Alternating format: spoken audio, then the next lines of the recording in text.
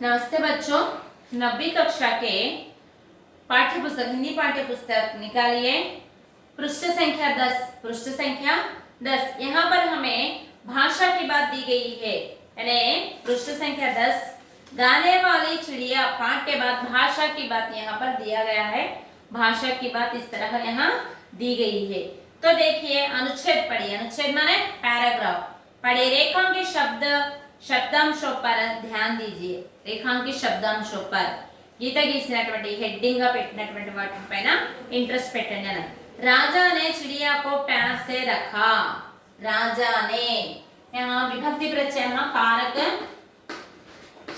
कारक विभक्तियां कारक विभक्तियां यहाँ पर ने, राजा ने कर्ता कारक, राजा ने चिड़िया को, राजा ने चिड़िया को प्यार से रखा। प्यार से रखा। चिड़िया को देखने के लिए, चिड़िया को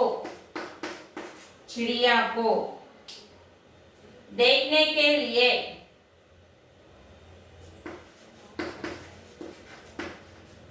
चिड़िया को देखने के लिए चिड़िया को देखने के लिए लोग दूर दूर से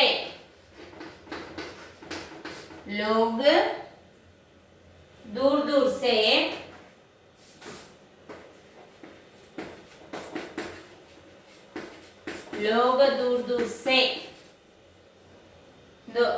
से आते हैं। चिड़िया का मधुर गान सबको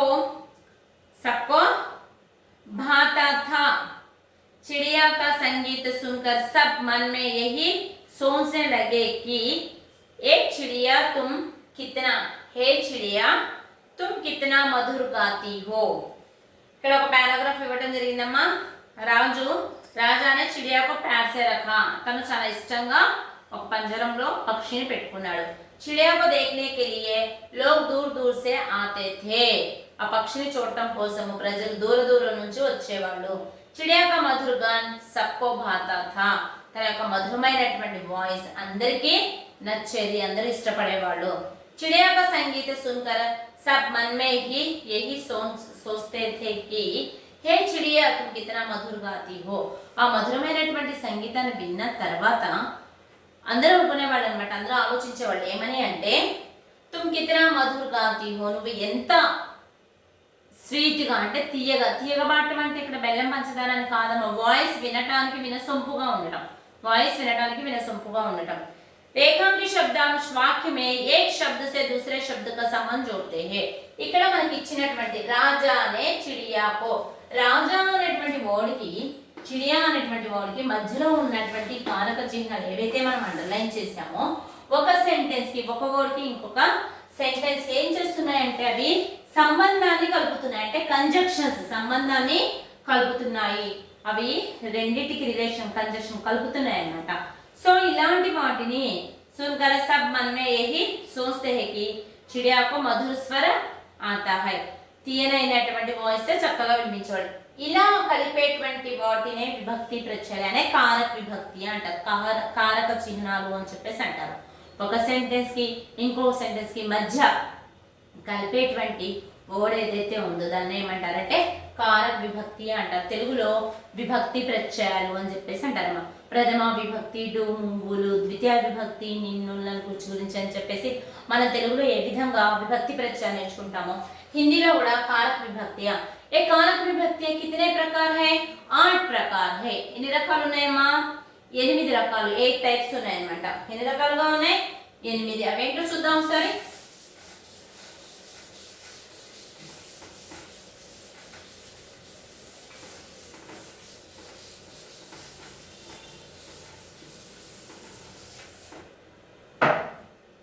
చూద్దాం ఒకసారి చూడండి విభక్తి ప్రత్యయ कारक विभक्तिया कर्ता कारक కర్త పక్కన వచ్చేటువంటిది, కర్త అంటే ఎవరమ్మా? కర్త పని చేసేటువంటి వాడిని. మనకు ఒక సెంటెన్స్ తీసుకున్నాం అనుకోండి, కర్త కర్మ క్రియ అనేది ఉంటుంది. పని చేసే వాళ్ళని సబ్జెక్ట్ అనే కర్త, చేసేటువంటి ఎవరైతే పని చేస్తారో వాళ్ళని కర్త అంటారు. తర్వాత చేసేటువంటి పని ఏదైతే పని అనుభవించబడుతుందో దాన్ని ఏమంటారు? కర్మ అంటారు. ఏదైతే పని జరుగుతుందో దాన్ని ఏమంటారంటే క్రియ అంటారు. సో ఇక్కడ సెంటెన్స్ లో కర్తాకారక, కర్తాకారక వచ్చేసి నే ప్రత్యయం. నే అనేటువంటిది ఇందాక మనం రాజా, ఈ నే అనేటువంటిది మనకి భూతకాలంలో మాత్రమే కర్త పక్కన వస్తుంది. వర్తమాన కాలంలో కానీ భవిష్యత్తు కాలంలో కానీ నే ప్రత్యయం అనేటువంటిది అసలు మనము యూజ్ చేయము. కేవలం కర్తాకారక మనకి ఎప్పుడు వస్తుందంటే పాస్ట్ టెన్స్ గురించి చెప్పినట్టు, అంటే అయిపోయినటువంటి విషయాల గురించి మనం చెప్తూ ఉన్నప్పుడు నే ప్రత్యయాన్ని మనం ఉపయోగిస్తాము. తర్వాత కర్మకారక, తర్వాత వచ్చేసి కర్మకారక, కర్తాకారక దీని యొక్క విభక్తి ప్రత్యయం ఏంటి? నే ప్రత్యయం. కర్మకారక దీని యొక్క విభక్తి ప్రత్యయం ఏంటి? కో. కర్మకారక వచ్చేసి కో అనేటువంటిది విభక్తి ప్రత్యయం అన్నమాట. నెక్స్ట్ కరణకారక, కరణ కారక, కరణ్ కారక దీని యొక్క విభక్తి ప్రత్యయం ఏంటి? సే కే ద్వారా, సే కే ద్వారా, సే కే ద్వారా అనేటువంటిది అన్నమాట. సే కే ద్వారా.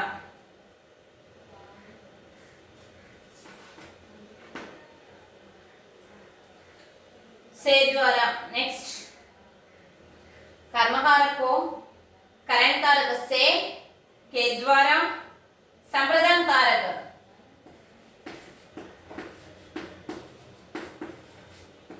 संप्रदान कारक, संप्रदान कारक के लिए को, संप्रदान कारक के लिए को, अपादान कारक,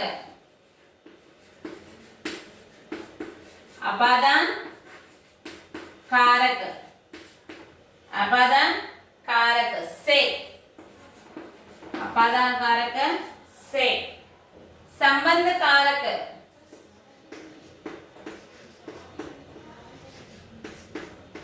संबंध कारक, संबंध कारक, का के की, का के की, का के की, अधिकरण कारक,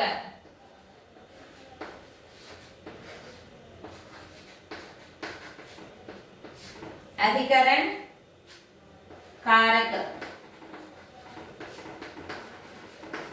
में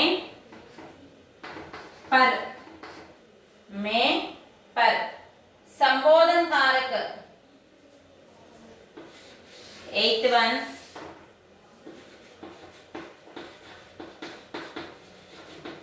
संबोधन कारक, संबोधन कारक हे, हे, अरे, अजी, हे, अरे, अजी ఇవి మనకు ఉన్నటువంటి భాషాకి పాత్ర ఇచ్చినటువంటి మనకి విభక్తి ప్రత్యయం, కారక విభక్తి. కారక అసలు మనం ఈ కారక చిహ్నాలని ఎందుకు నేర్చుకోవాల్సి? क्यों सीखना होता है? यानी हमें सेंटेंस एक वाक्य से दूसरे वाक्य को मिलाने के लिए हमें इन कारक विभक्तियों की जरूरत होती है. तो हम यहाँ पर कारक विभक्ति कितने प्रकार हम यहाँ देखते हैं? 8 प्रकार के देखते हैं. वे क्या है? कर्ता कारक, इसकी विभक्ति क्या है? ने प्रत्यय. कर्ता कारक, इस विभक्ति या कर ने प्रत्यय. यह हमें भूतकाल में ही कर्ता के बावजूद हम यह लिखते हैं, यानी कर्ता के अगल में ही हमें लिखते हैं. नेक्स्ट कर्मकारक, कर्मकारक जो काम किया जाता है तो उसे कर्म, जो काम को पूरा भोगता है उसे कर्म कहते हैं. तो कर्मकारक क्या है? को प्रत्यय, को प्रत्यय. नेक्स्ट करण कारक यानी जिसके द्वारा, जिसके लिए हमें करते हैं तो उसे करण कारक कहते हैं. इसके विभक्तियां से और के द्वारा, से कामा और के द्वारा.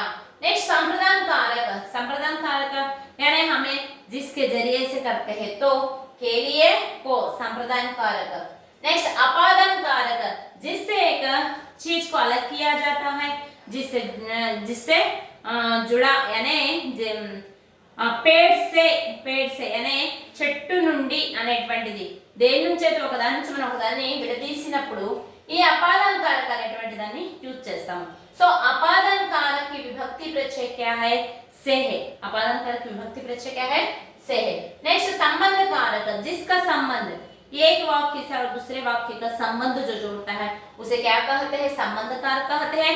इसके विभक्ति प्रत्यय आकर का के की, का ने पुल्लिंग एक वचन के लिए, का का प्रयोग पुल्लिंग एक वचन के लिए, एक वचन के लिए, और के का प्रयोग पुल्लिंग बहुवचन के लिए, पुल्लिंग बहुवचन के लिए, और की का स्त्रीलिंग एक वचन और बहुवचन के लिए प्रयोग किया जाता है.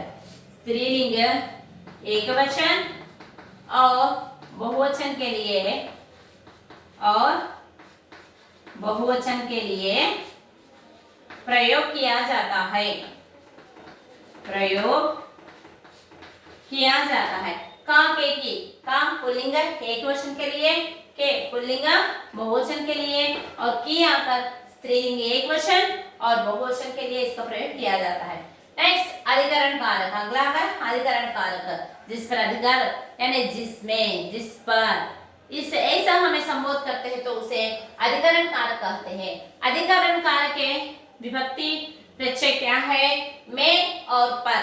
में यानी इन लोलोपल, पर मीदा पैना ऑन, यह शब्दार्थ से यहाँ पर हमें संबोध किया जाता है.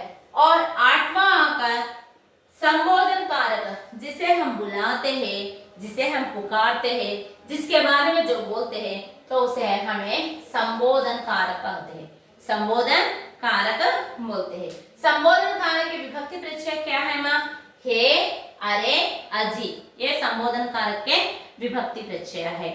अरे उसे बुलाओ, अजी कहाँ जा रहे हो, ऐसा पुकारने वाले यानी जिसका संबोध करते हैं तो उसे हमें संबोधन कारक कहते हैं. तो देखिए बच्चों, आप 9वीं कक्षा की हिंदी पाठ्य पुस्तक पृष्ठ संख्या 10 में यहाँ पर हमें यहाँ थोड़े वाक्य रिक्त स्थानों के पूर्ति कीजिए ऐसा दिया है. कुछ कारक के बारे में, रिक्त स्थानों की पूर्ति कीजिए ऐसा दिया है. यहाँ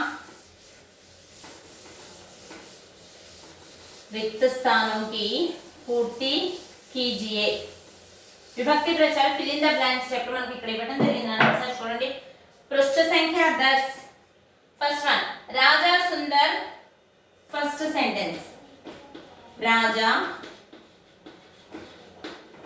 సుందర్, राजा सुंदर महल डैश रहता था. सुंदर महल में सुंदर महल में यानी अधिकरण कारक है. में यहाँ पर किसके लिए संबोध किया जाता है? अधिकरण कारक, अधिकरण कारक, अधिकरण कारक रूप में संबोधित किया जाता है. और दूसरा यात्रियों, दूसरा यात्रियों डैश अपने, यात्रियों अपने यात्रा वर्णन, यात्रा,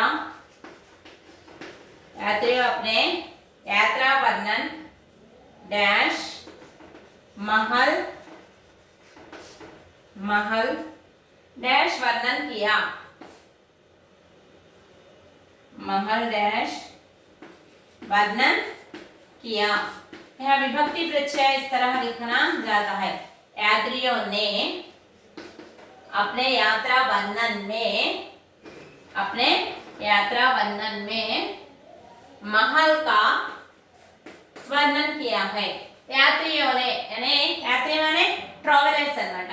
మన గానే వాళ్ళ స్టూడియోలో ఇచ్చాడు అన్నమాట. ట్రావెలర్స్ అక్కడికి వచ్చినటువంటి వాళ్ళు అక్కడ తన యొక్క భవనాన్ని చూసి అన్నమాట, రాజు యొక్క భవనాన్ని చూసేవాళ్ళు తమ యొక్క యాత్రా వర్ణనలో ఈ పక్షి గురించి కూడా తన మహల్ గురించి చక్కగా రాసేవాళ్ళు పుస్తకాల్లో. తర్వాత గానేవాలి చిడి అంటే పాడేటువంటి కోకిల గురించి కూడా చక్కగా రాశారు అని చెప్పేసి మనం సెంటెన్స్ చెప్పుకుంటాం.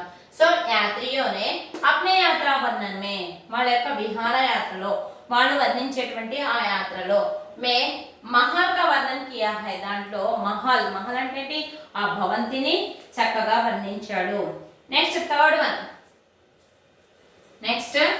వన్ राजा डैश चिड़िया राजा डैश चिड़िया डैश कभी नहीं देखा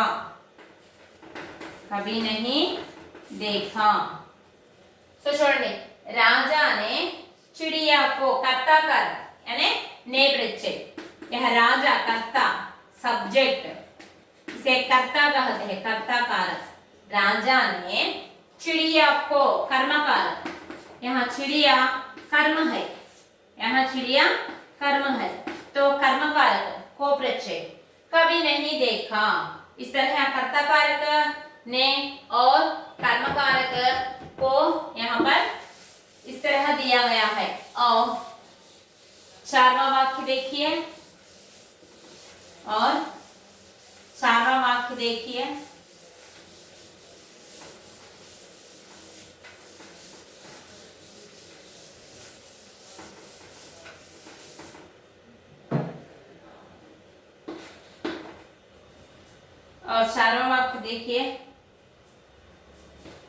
फोर्थ वन चिड़िया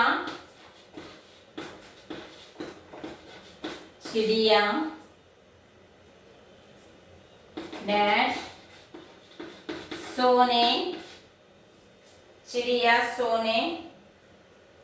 पिंजरा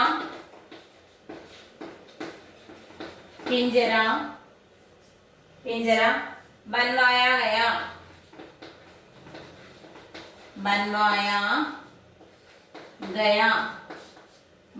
गया चिड़िया के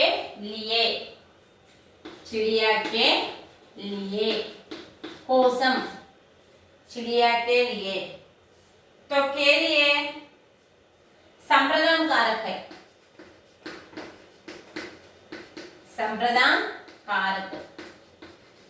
संप्रदान कारक चिड़िया के लिए सोने का कर्मा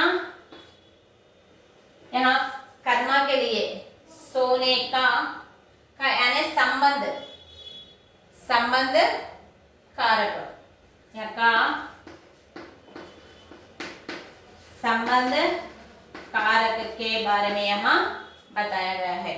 और पांचवा सेवकों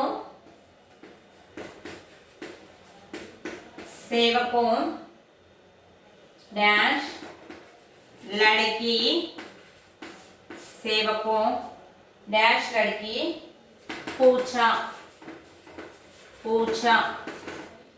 सेवकों ने कर्ता कार लड़की से पूछा. सेवकों ने कर्ता कारक लड़की से यहाँ पर अपादान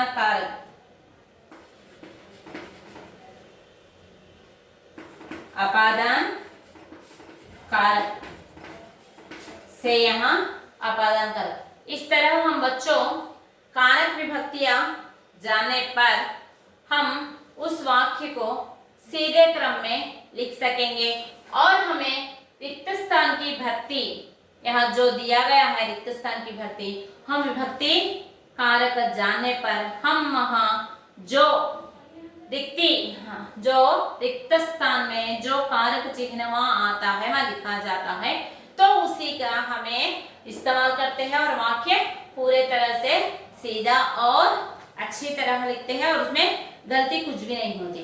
तो बच्चों 9वीं कक्षा और 10वीं कक्षा के छात्रों के लिए ये कारक चिन्ह यानी कारक विभक्तियां बहुत जरूरी है. तो इसे हम जरूर सीख लेना है।